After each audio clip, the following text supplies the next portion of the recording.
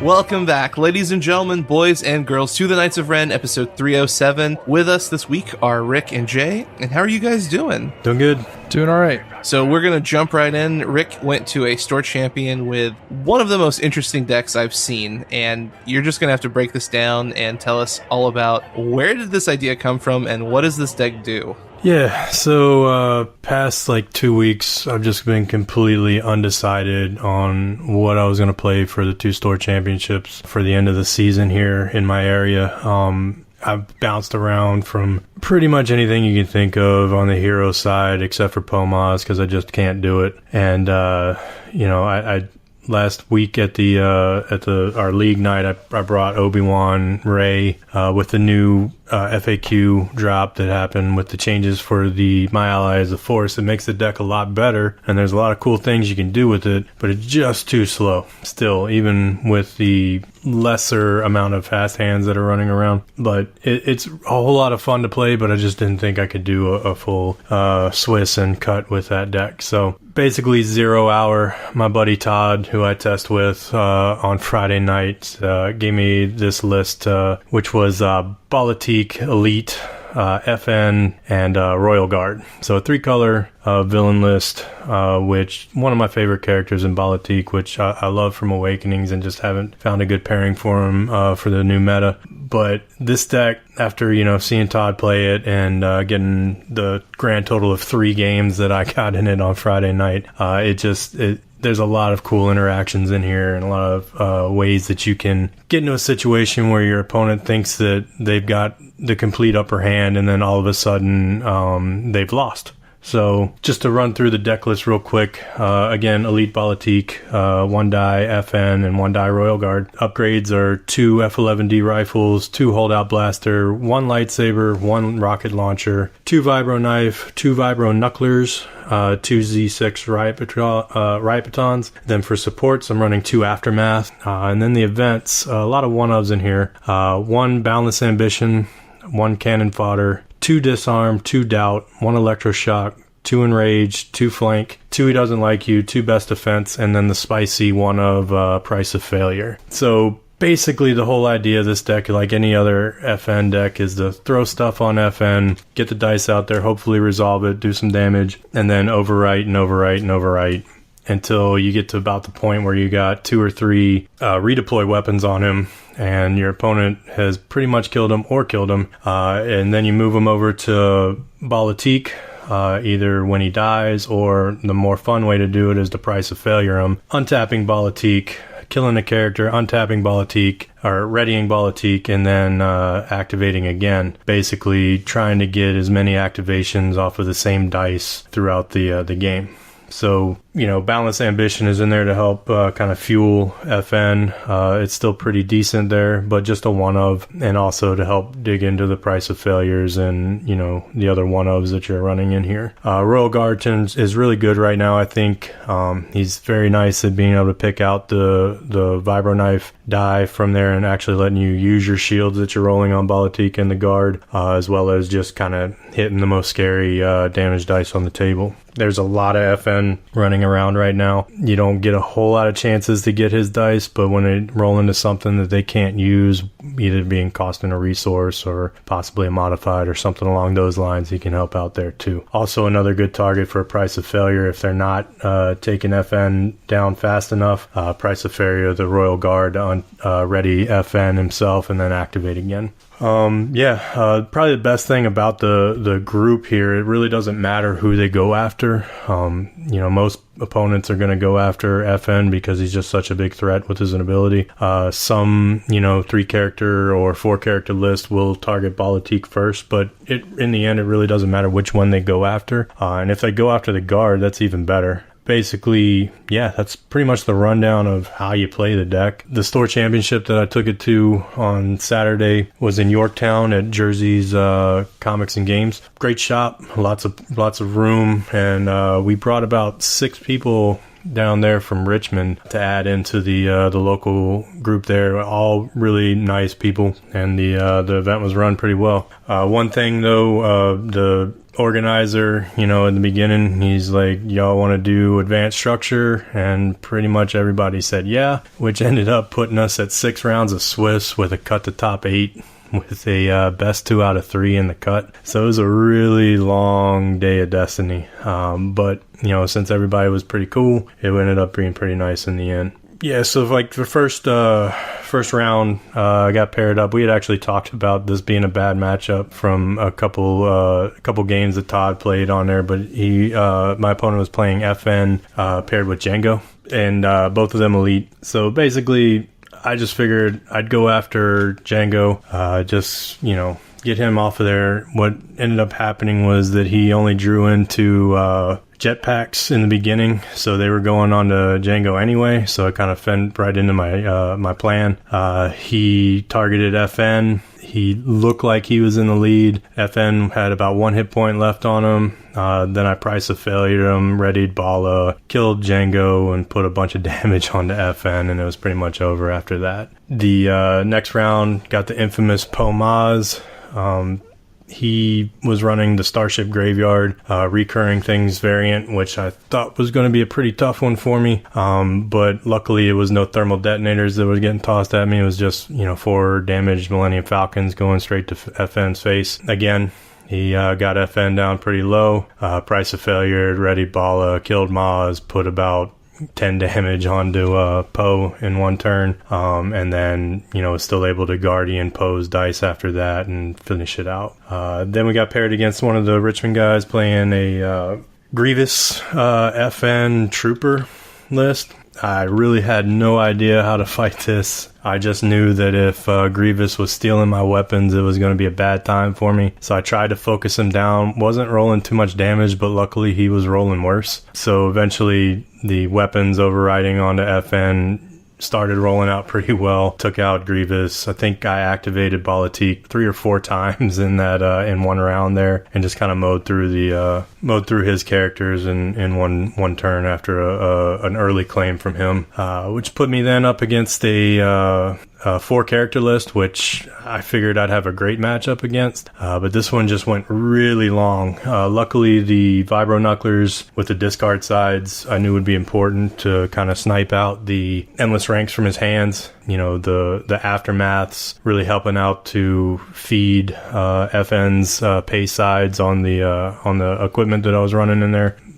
Took out the Guavian Enforcer first, so I didn't have to worry about that one getting endless ranks. Then took out the TIE Fighter pilot, and then the 2 troopers kind of went off one after the other in one turn with Bala Tik's activations. One point in there, I had an ability to get rid of the Guavian while Bala Tik was still ready, and I just went ahead and took it without getting the extra activation off of him. But you don't always need every activation off of Bala Tik. Usually 3 or 4 of them in a turn will take care of it. Then, let's see. I think we had another Pomaz matchup there, which went really bad for me. He got out thermal detonators, recursion, plus the planetary uprisings. So, that was just too much damage to deal with. I was able to get him to a point where Maz was dead and there was a couple of damage on Poe, but I was essentially in a situation where if he claimed ever, then I lose. My only out there was to claim early, put a holdout blaster back on top, hope for a shield to be able to absorb some of the damage, just kind of go in, hopefully roll the shield with the ambush action, get it off before he can claim, but didn't happen. And his first action on the last round was just to claim and kill me off with 4 damage from the supports. And then also my other loss in the Swiss was to a Phasma Trooper Guavian Enforcer. This one, her ability for the Guardian just allowed him to spread the damage too far. I tried to go after Phasma to get rid of that ability, but some timely mitigation on top of the Guardian was able to keep him pretty healthy. I was able to get a couple activations off of Bala, but by then it was just too much damage that was done to my side of the board, and Bala couldn't take care of everything. So ended up making the cut, top 8, eking in the 7th slot. I mean, that's one good thing about an advanced structure with a smaller turnout.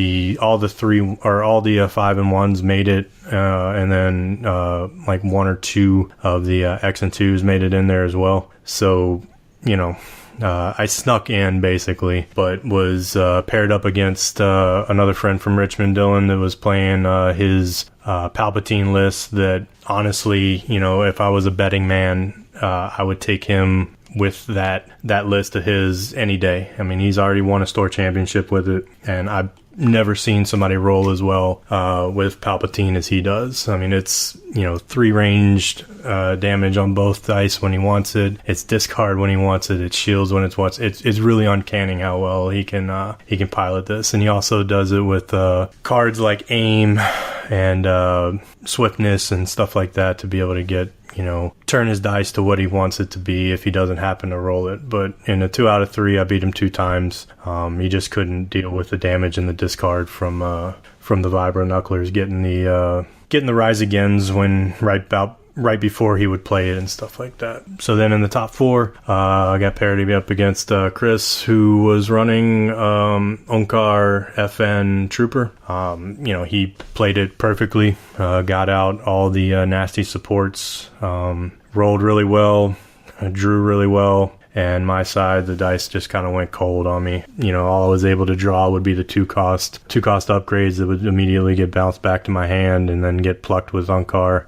There was one point where I had 3 0-cost cards in my hand and 1 Riot Baton. He activates Unkar and, of course, picks the Riot Baton. It allows him to chain some more damage off of FN. 2 games went pretty quick. Second game, I think I barely killed the Trooper, and he just, wiped the floor with me. So it was a good game on his side.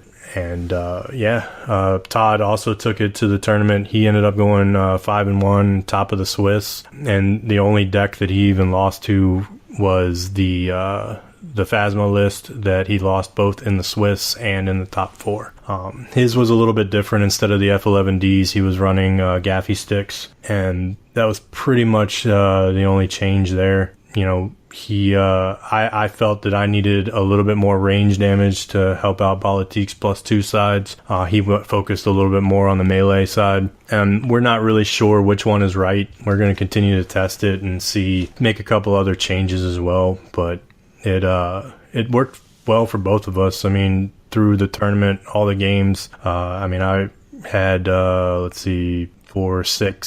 6 wins, and he had 7. So, I mean, it was a pretty good showing from the deck.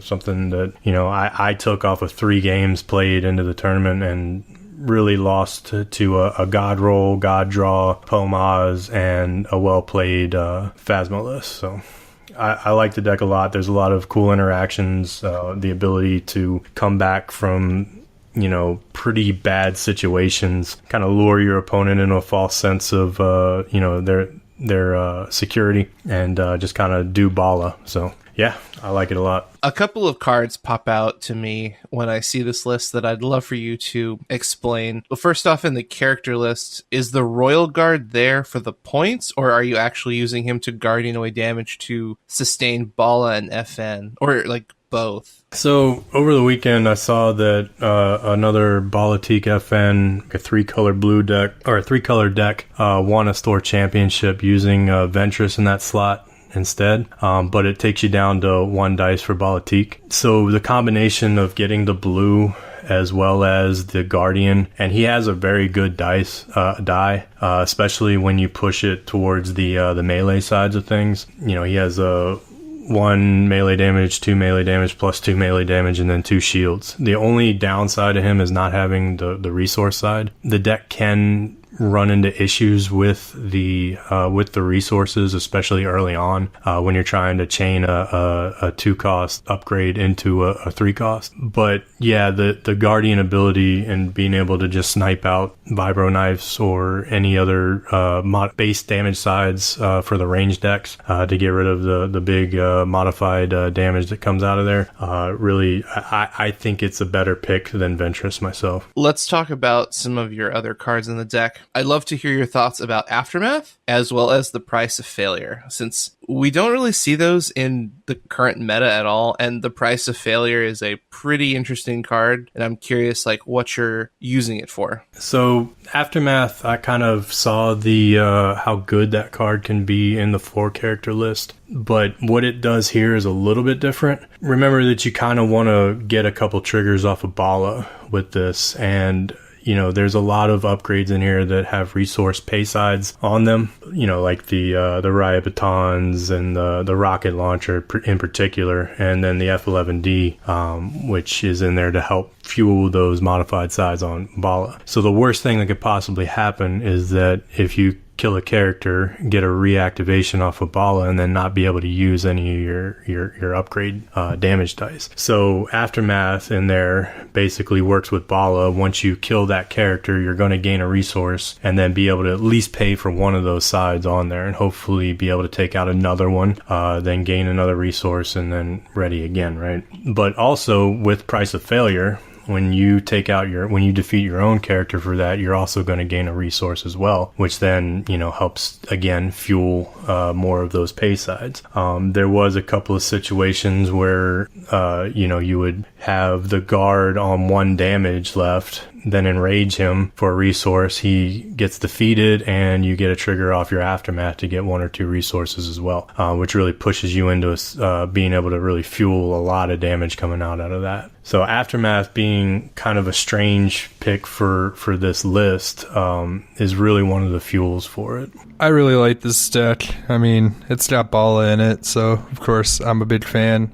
I actually saw a similar looking list to this a few weeks ago when I was at the Store Championship event in Santa Cruz. I saw this list and it seemed really interesting. Again, as you emphasized a few times, it does have a really clever way of dealing with Vibro Knife and making some of your dice sides work a little harder, and it's got a solid amount of removal, and everyone loves it when you can boundless FN and get all those weapons to throw at them. It's got a very generous amount of health to work with, and I think Aftermath is such a cool sort of master stroke to it, and Price of Failure is super interesting. I mean, yeah, the deck seems like it has a lot of ways to approach and recover. Yeah, I mean, there's a lot of times where you're rolling and resolving the same die, upwards of 4 and 5 times in a turn, between FN, Price of Failure, and Bala reactivations and stuff like that, and you get so much mileage out of every one of your dice in this deck. So yeah, and again, there was times where I just wanted to scoop in the last game, but you kind of stay in it because every once in a while Bala will just go off, and you always pretty much have a way of coming back from a bad situation, and this deck does it more than pretty much any deck that I've played. That there's always that possibility that you can get that good roll that they can't deal with, or they claim early and you have the Price of Failure and end up taking out a couple characters when they didn't see it coming. And surprisingly, the deck works just as well against 2-character lists as it does against 3 and 4. The top 4 of the event was actually 4 3-character lists that we fought through a lot of Pomas in this event. I think there was somewhere around 5 or 6 in the event altogether. So yeah, I mean, Pomas is not dead by any means, but it is still beatable, and you can run 3-character lists and 4-character lists. The 4-character list that I played, actually the round before we played, he beat a Pomas, so it's definitely doable. But unfortunately, Pomas will get rolls and get draws that just there's no way to fight it. So something I've noticed about the deck is you have a lot of upgrades that are just really punchy. So you're going to use those cards to deal your maximum amount of damage. The support slot is to help your economy. And then your event suite it's really across the board, which intrigues me. So, you've got your Boundless Ambition for card draw, your Cannon Fodder to help mitigate some damage. But then you have things like Disarm, you've got the Best Defense. Like, when you sat down to create this deck, what went through your head to make these decisions? Because Disarm is only going to function off of Bala Tik and, your certain upgrades like your F11Ds, your holdouts, things like that. And then the Best Defense is automatically going to have to deal damage to FN. So he's going to have to soak 3 damage in order to utilize that card. Why did you pick these things instead of some more,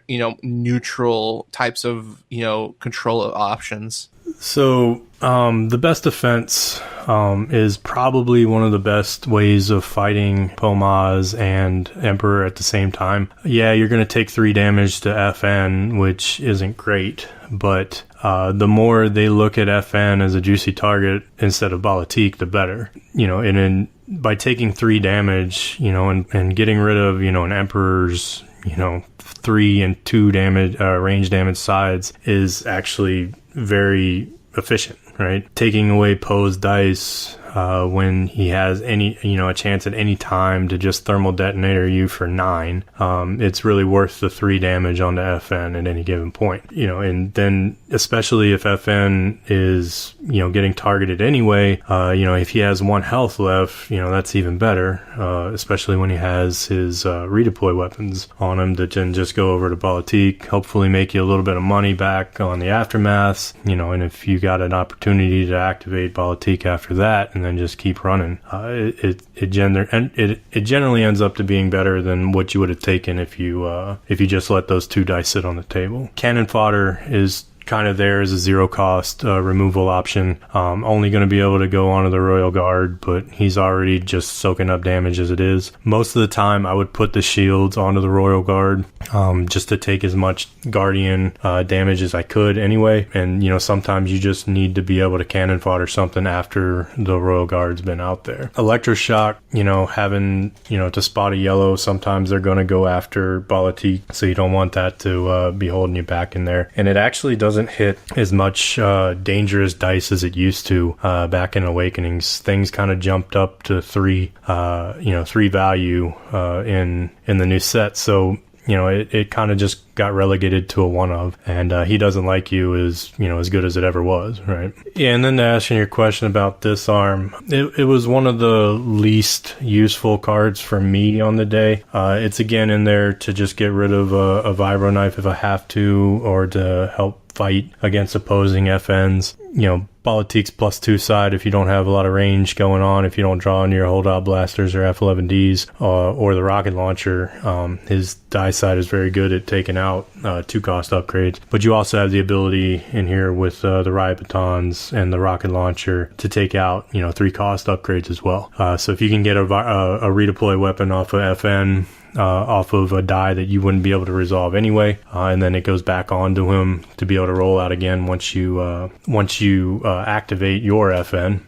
It's just another way to get that dice back into your pool. I'd probably end up cutting down to 1 of those and maybe slotting in like a sabotage or something along those lines to be able to fight against the planetary uprisings or the 0 cost Imperial inspections or salvage stands and things like that. All right, so as we always talk about these decks, what are some of the strengths and what are some of the weaknesses? Like, what's your best type of matchup and what's your worst matchup? Like, when you sit down across from this deck, you're going to have to slog through quite a bit to get a victory. Just based off of what I've played against, obviously your best matchup is probably going to be your 4 character lists, especially if you can get rid of their endless ranks early before they're able to pay for it. It's very easy to kind of spread your damage around and then get a chain of Bala Tik activations on them. Granted, they're not going to claim very early against you in that matchup, but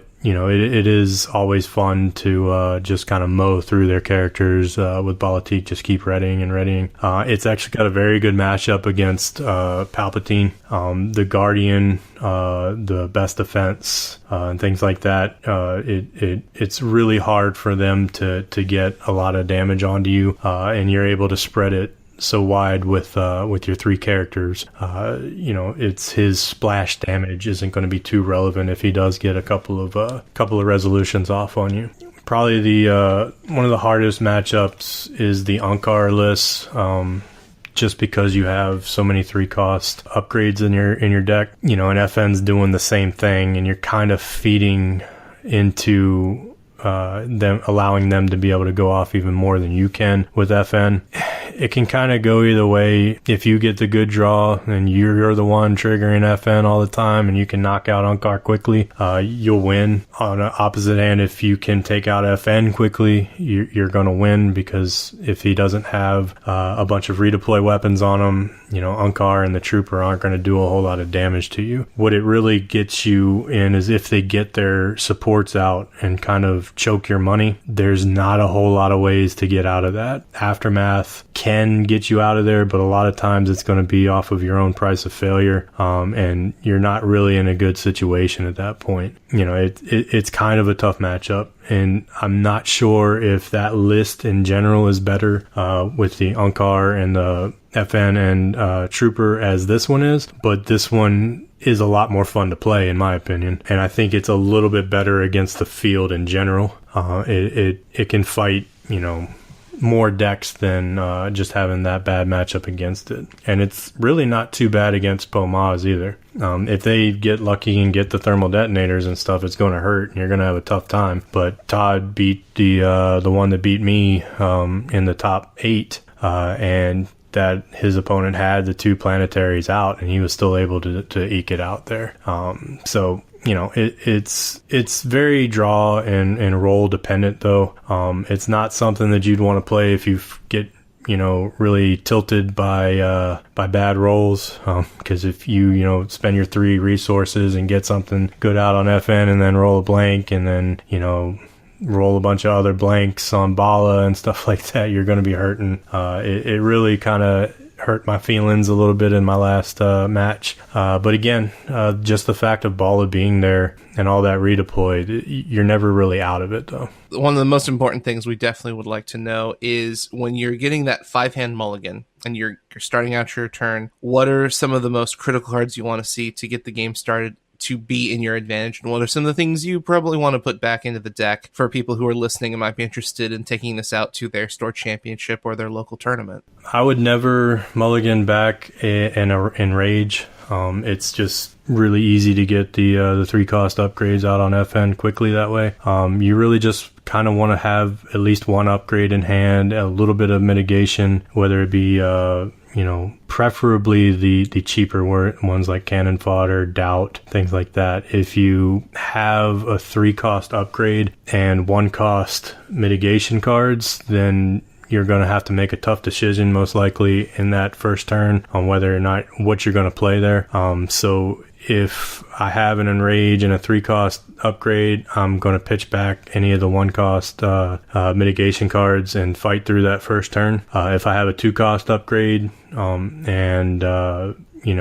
keep it. Hopefully draw into another 3-cost upgrade, maybe get a resource off of Bala to be able to chain those 2 together. And basically, you got a lot of choices in the opening hand, but I would never ever mulligan out or take pitch back in Enrage. It's the key to be able to get you ahead so hard in the or get so far ahead on FN. All right, so now for our double feature, Jay has got a deck that he's been playing for arguably on and off a month. He's been custom tuning it to his playstyle, but, tell us like the history of the deck, tell us what it does, and, what made you gravitate towards this since, you were having so much fun with emo kids, and this is a very different take on, playing Destiny. Yeah, so I really like the emo kids deck, but for some reason, I'm just not naturally drawn to blue, even though I do like a lot of the villains like Kylo. But especially in a deck that only plays blue, I just kept getting called back to my roots as a bounty hunter fan. And way back when SOR like landed and I finally got my 2 IG dice, I tried to make an IGFN list, but it was just probably all the worst ideas and no money and no way to... It was too bloated and did nothing, and I kind of got frustrated and looked elsewhere for a while. And then a friend, Elrathian, showed me a list that he was working on that he kind of was like, yeah, this was fun, and I kind of moved past it, and I put it together, and I just had a huge blast playing the list for some reasons I'll get into in a moment. But I played in 2 quarter 3 kit events over this weekend. I previously mentioned that I played, in a store championship a couple episodes ago, and I was also using this list when I 3-1'd in Sacramento. And while I'm not going to sit here and say that this list is necessarily tier 1, I do think there are a lot of things about this deck that have a lot of value in this game, and I do think that the shell is pretty strong and has the potential to take down some of the more popular lists, but it doesn't have as many, I'll call them like safety nets, like compared to Vader Raider, which has, Force Strike and Bait and Switch. This deck can't really use those because poor IG doesn't have a resource side.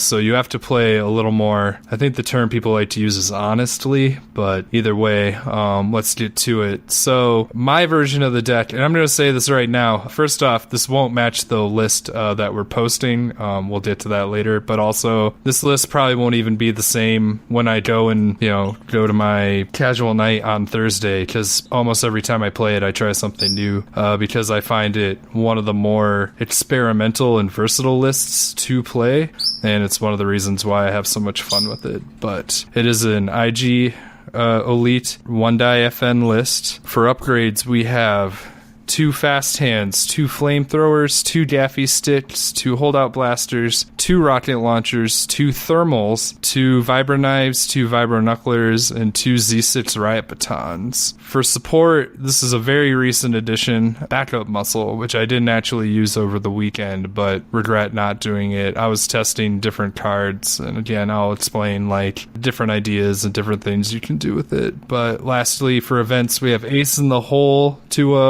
Electroshock, 2 He Doesn't Like You, 2 Relentless Pursuit, 1 1/4 Portion, and 1 Salvo. And I prefer Starship Graveyard as my battlefield, but you can make extremely strong cases for Moisture Farm.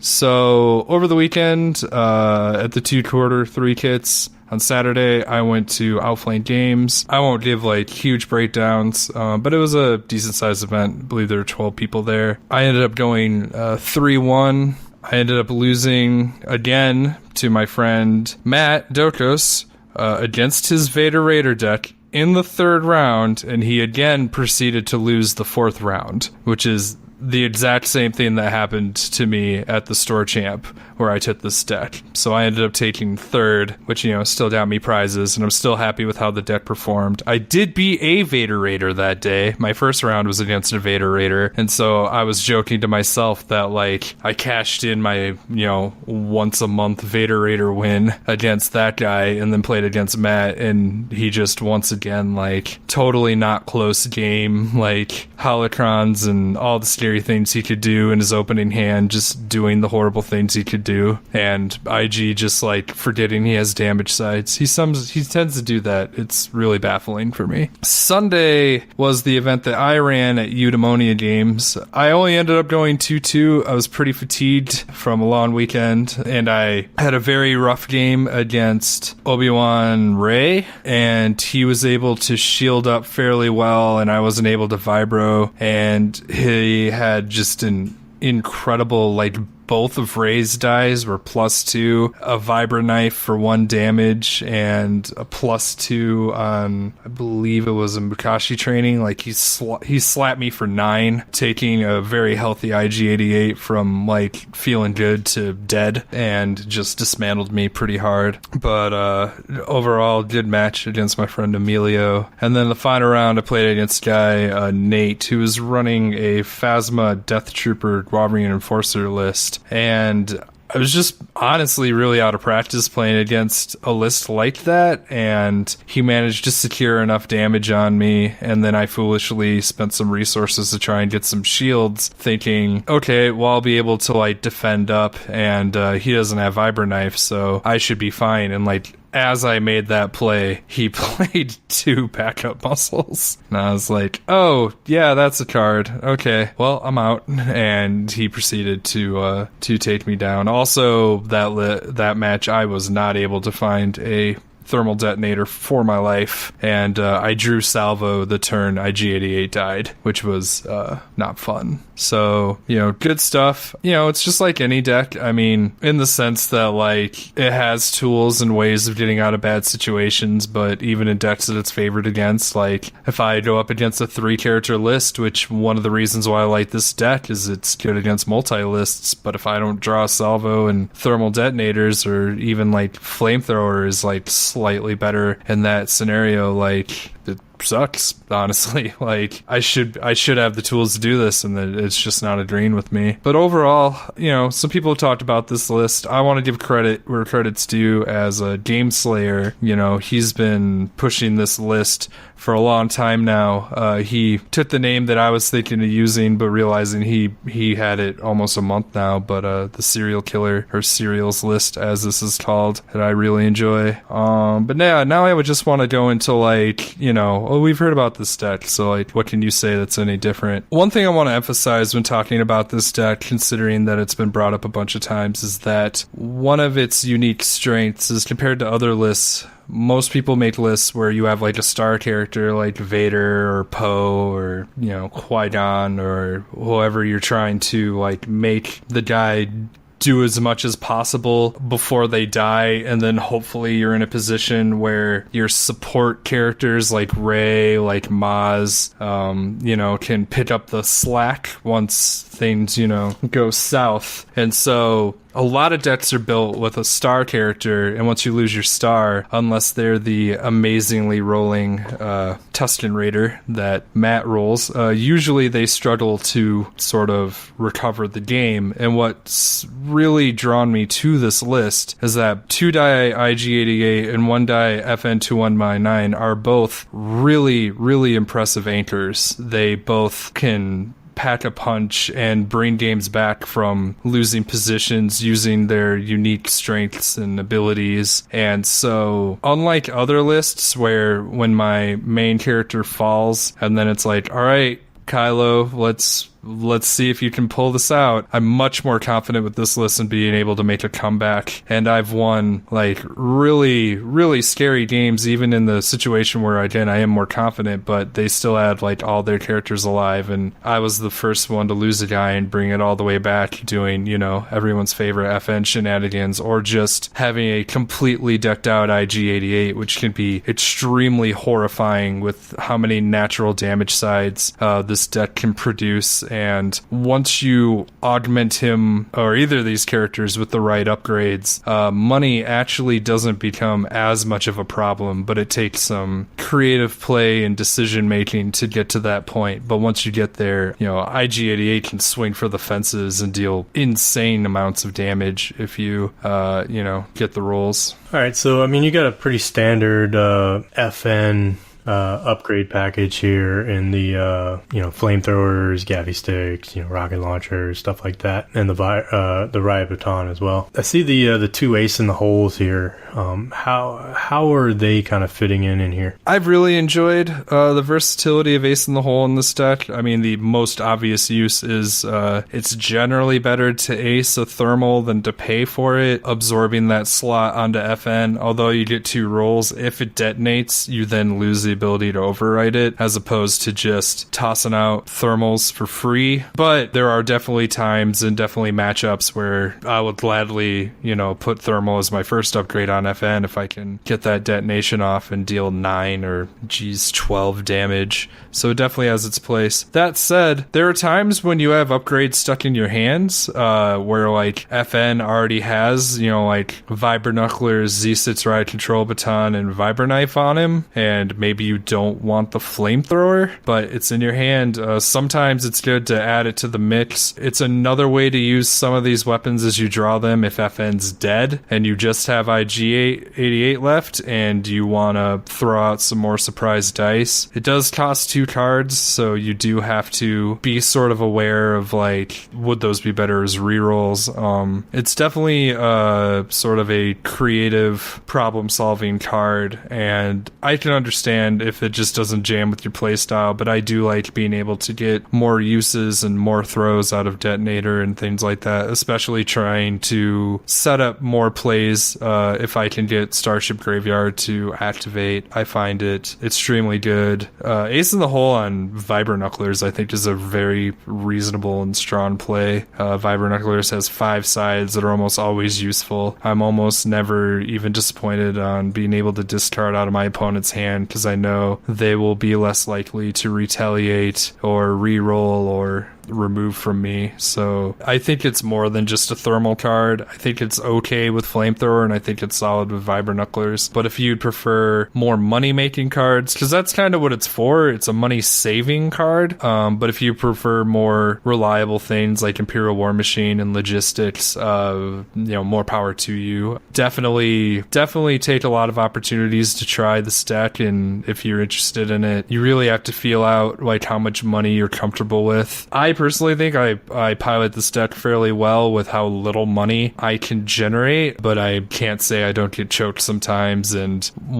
with this version of the list, drawing Rocket Launcher early can be painful, while other lists might be able to afford it better, but that's, again, a lot that has to do with your own play style, unless the deck's fault, in my opinion. So, how about IG-88 special ability? Did you get much use out of that during the day? I find IG-88 special to be really solid, and I know a lot of people are like, but you've already rolled the dice, and you don't get the benefit this turn, so it's not that great. And I actually think there's still a ton of potential use cases for it that make up for its speed. That is, as long as you activate it and he doesn't die that turn. It's clearly a less useful ability in that scenario, but he does boast a impressive 12 health, so it does take some effort to take him down. That said, what I really like about his ability is in some ways being able to recur a yellow upgrade. I very much prefer Vibraknucklers. I love recurring that card. It's the card that I grab for the most with Starship Graveyard, slapping that on FN or slapping that on IG so I can drop it and roll him immediately is always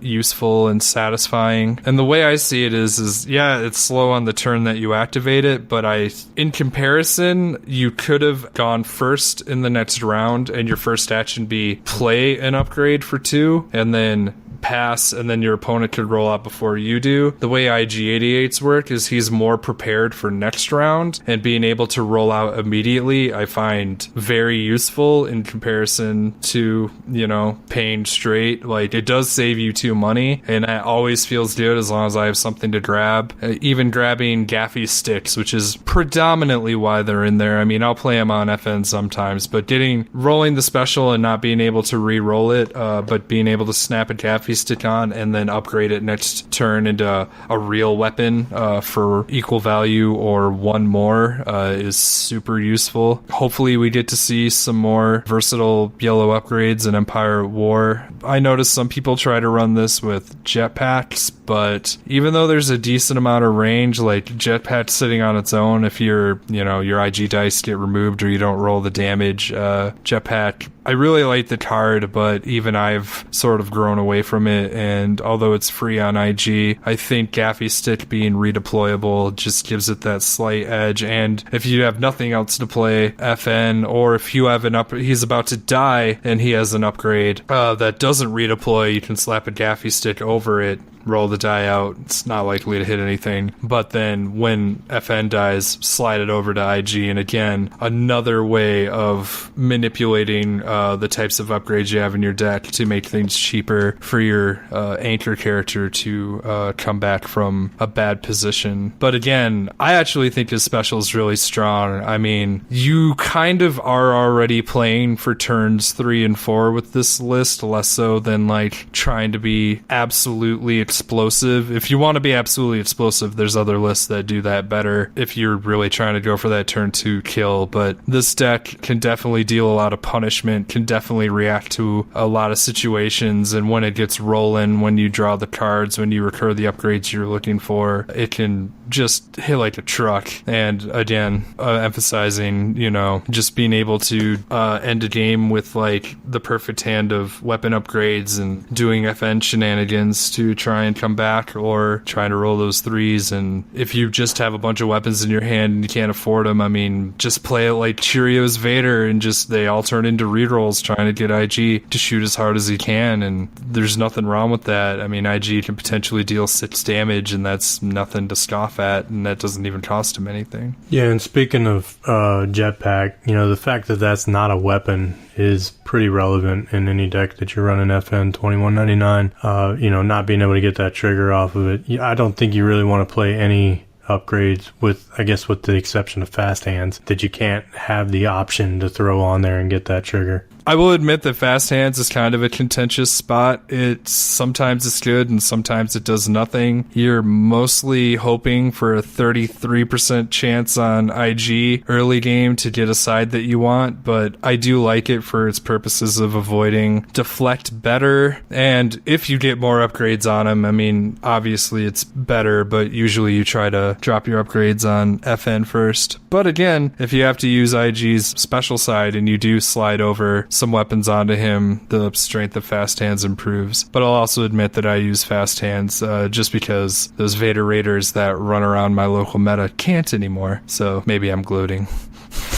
Yeah, and the last card that seems a little questionable to me here is Relentless Pursuit. I mean, I get the move and damage, surprising, but has that been good for you in your games? It's probably one of my favorite cards of SOR based on the creative ways I've been able to use it, because when people use the best defenses, or when they guardian things away, or I've dealt a significant amount of damage to a character and then they go shield heavy and I just go, okay, and then I'll just resolve a 2 or a 3 on their other character and then slide the damage over to kill them. There's just been a lot of strong uses for it to get more damage around shields and kill the more important characters when you detonate things like thermal, or again to play around cards like the best defense that I would never change those dice. It's just too strong in my opinion,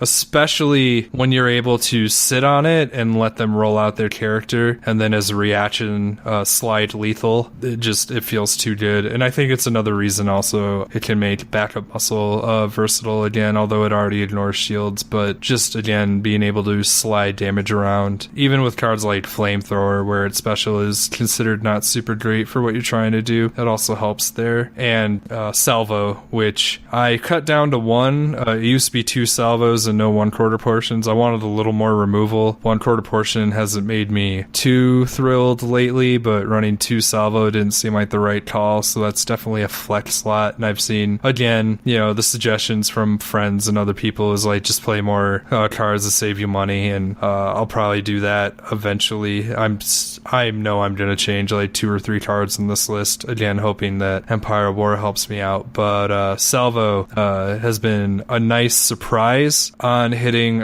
3 character lists. I even once resolved it on a 2 side just because I had the money and I wasn't able to use it on anything else, and I feared that Ankar was going to take my money away, and it still dealt 6 damage, which I don't think anyone can be sad about. 2 resources for 6 is value by normal die terms. So I do like Salvo, but again, I could see it being cut as well, and it's kind of hard to get off with most of the rest of the cards in the deck. But again, one thing I love about this deck, there's so many ways to play it, so many ways to load it out. A lot of people like infantry grenades and don't like thermal. Thermal's a little costlier and has spot yellow, and if IG-88 gets punked and you're not running aces, it's a lot worse. So some people like infantry grenades. I don't really like that it has two miss sides, but some people just call infantry grenades like another holdout blaster. Overall, yeah, so much creativity, so many ways of making each character the threat and seeing how your opponent reacts, and then sometimes in the matchups it's not really what you want to do, but sometimes IG's dice want you to.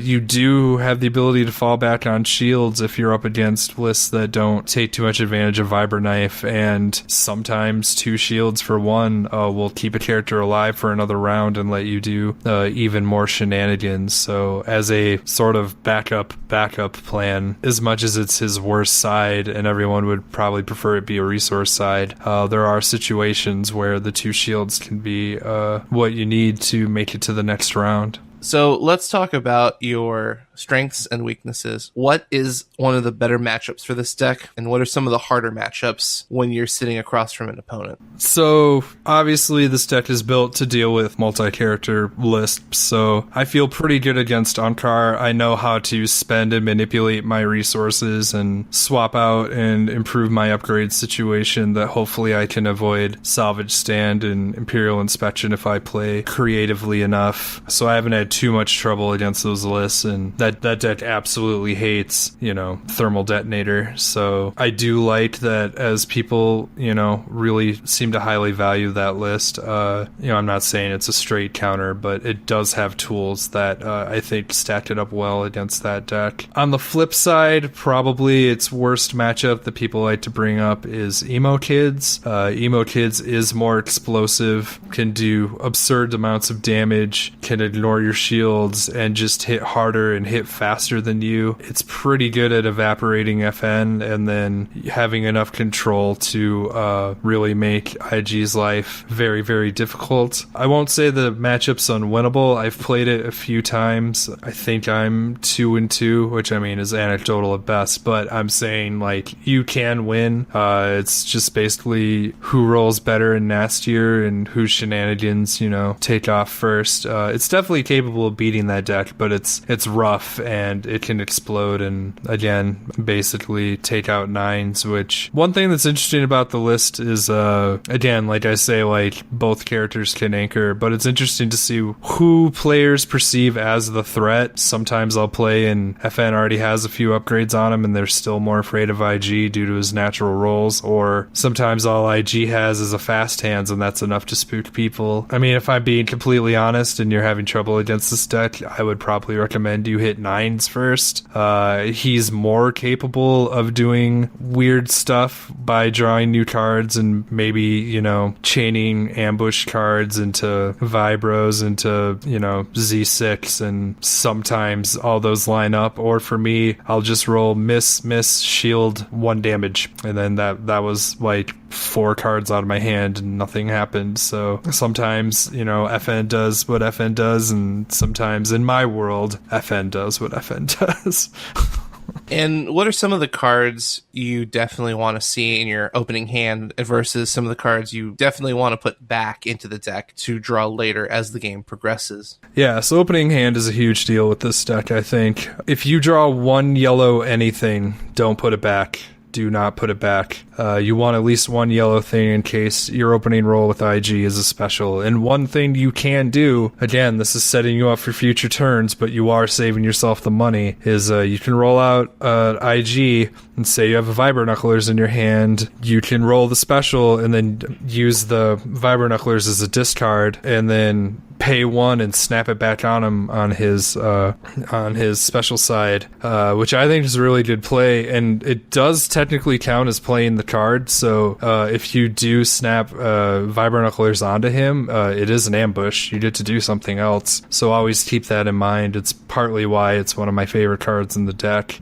just for its versatility uses. Ideally, Holdout Blaster and Vibro Knife are great. It's very lucky, but sometimes you can just drop one of those on FN, roll it out, maybe you'll get money. If you do, you can override it into usually a 3-drop on turn 1 and just do horrible things to them. But the great thing about the 2 costs is you attach it, you roll it out. If you don't get money, you can choose to then use the ambush to then roll them both out, and then again, maybe you'll get money, and that can greatly affect the momentum of your first turn. Early removal is fine, depends on your matchup and what you're afraid of. Relentless Pursuit is probably not something you need early on. For my purposes, Rocket Launcher is a resource hog, and I'm more comfortable playing that as a fresh upgrade on a turn where FN already has a 3-coster on him and I have my 2 resources for the turn. Being able to drop it on him, roll it out, shoot, and then hopefully activate him, roll it out, and shoot again is my preferred method for Rocket Launcher. I usually don't let it stick. I almost always use Rocket Launcher for 1 or 2 shots and then move on. I know people like to stick with it. It is a disgustingly powerful card, and again, another reason why Relentless Pursuit is good with it because of that special side. Yeah, as far as it goes, hope for a 2-cost upgrade so you can get money for a 3-coster. Always hang on to a yellow, even if it's Flamethrower. If you can do the IG trick and snap it on turn 1, I think you're in a pretty good position, to be honest, because the nice thing about all these upgrades is outside of the holdout and the Vibra Knife, which are in there for their own reasons, you don't have a lot of modified sides.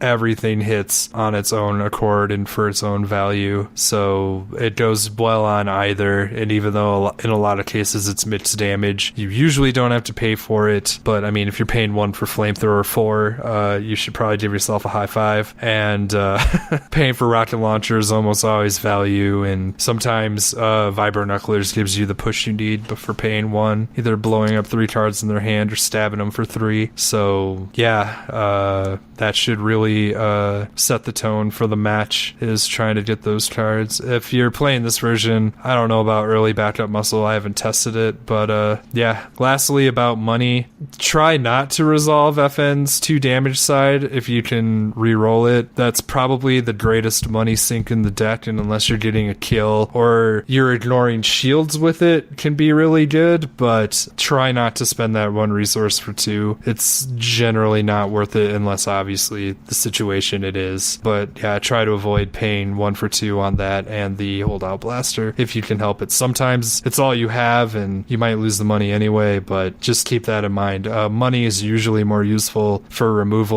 or trying to get a bigger, better upgrade. All right, and I have one last question I want to pose to both of you. Just really quick, these are very unique and very individual styles of decks. Where do you see them fitting into this current meta? Because this isn't like anything we've seen before, and they both do something totally unique and something different. But what kind of play style would these favor if someone's listening to the show and they think, I'm interested in, this or that deck? What would you have to say to someone about that? Real quick, both of these decks they're different, but they're actually very similar in the same time. Jay mentioned it as well, is that, both of his characters are threats in their own right, and it doesn't particularly matter too much which ones they go after first. And the same thing with the FN Bala list. It's, you can win no matter who your opponent takes out first. And Jay's point about, one character being the linchpin and then the support hopefully has enough juice to finish the game out doesn't really come into play here. It's a little more that on Jay's IG with the spots, spotting the thermal detonator, spotting the 2 electroshocks, things like that. It's a little bit more hurt by IG going away early. But again, he's a 12 hit point character, and FN everybody is afraid of, so most likely they're not going to go after him first anyway. But as far as the Bala list, again, it's all about coming back from bad situations, and having the opportunity to pull something out where you think everything was completely lost. That I like most about the deck, the different things that you can do with a card like Price of Failure. It's just a fun deck to play that has enough damage output in it to where it can actually stand up to a lot of the big decks that are out there right now. The big thing to take away from the cereals list is to test your adaptability to a bad situation. Like, either of these decks, as Rick was explaining, like, learning how to come back. I've noticed that this deck has honestly really improved my sort of attitude once I've lost a character, and just, like, keeping level-headed and not feeling, like, defeated out of the gate, and just being able to be like, it's okay, we got this, you know? Just play your cards right, and, like, keeping your cool, which is something I still really struggle with as a competitive player. And I do think this deck was one of the things I really needed to help me address that. And so if you're a player who wants to focus on comeback potential and trying to creatively get your way out of situations where your rolls are weird, or trying to work on a situation where your rolls are weird or your money's tight, I actually like the challenge of this deck of how, like, just skin of my teeth the resources are. But even then, I'll probably admit I wouldn't be surprised if Imperial War Machine or Logistics sneaks into this deck any day now. It feels like a very starved deck, but at the same time, it's not, and I can't explain why, and the only way is to experience it for yourself and learn just what to overwrite, just what to reroll for, and just how to manipulate your dice in such a fashion that you're never behind. I've been slammed by Salvage Stand playing this deck, and I've still come out ahead. And it's just something you have to sort of see and play yourself to believe. I'm not saying you won't get resource screwed, and I'm not saying like it's gonna run like a well-oiled machine every game, but I'm saying it can, as hard as it is to see. Great. Well, this has been a really fun show. We've just we've talked about so many really unique and interesting things in Destiny, because it's never just one deck and it's never just one playstyle. There's a lot of flexibility in the game. There's a lot of different ways you can enjoy playing Destiny with characters you enjoy, playstyles you enjoy. And, you know, I really encourage anyone who's listening, you know, take this if you need to as a foundational basis and build upon it. If you've got ideas and you want to test things, go for it. There's a lot of uncharted territory in Destiny, because a lot of people have just looked at Pomaz and said, oh my gosh, what do I do about that? Or Palpatine, how do I stop that? And there hasn't really been this renaissance of deck testing like there was in Awakenings, where we didn't have anything. So everyone tested all across the board, and I'm really hoping that with this new meta and some of these new adjustments in the errata, that we're going to see a lot more widespread decks, different things, different play styles, and it's going to kind of open up to the community to find what's not only fun, but what's powerful, because Pomaz is powerful, but so is Unkar, so is FN. If you compare him with IG-88, you know, we've seen Baby Vader with Kylo. All these decks have a great place in the meta, and it's just going to require a little bit of testing and a little bit of getting out there and seeing what these decks do. So thank you for listening. This has been a really amazing week. We are so excited to just jump right into it, and we'll see you next time, and may the Force be with you.